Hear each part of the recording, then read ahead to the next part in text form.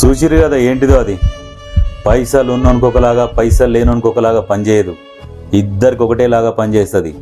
ఒక్కసారి ఆగిందనుకో నువ్వు 100 కోట్లు పెట్టినా మళ్ళీ స్టార్ట్ కాదు. అదే జీవితం. కొంతమందికి పైసలు ఉన్నోళ్ళకు గుద్ద బల్పు ఉన్నోళ్ళకు చెప్తున్నా, జీవితం చాలా చిన్నది.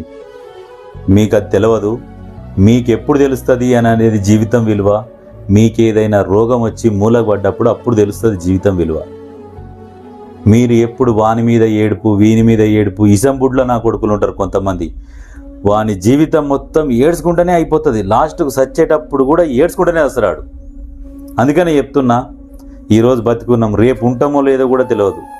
అట్లాంటి లైఫ్లు ఇవి. ఉన్నన్ని రోజులు హ్యాపీగా ఉండాలి.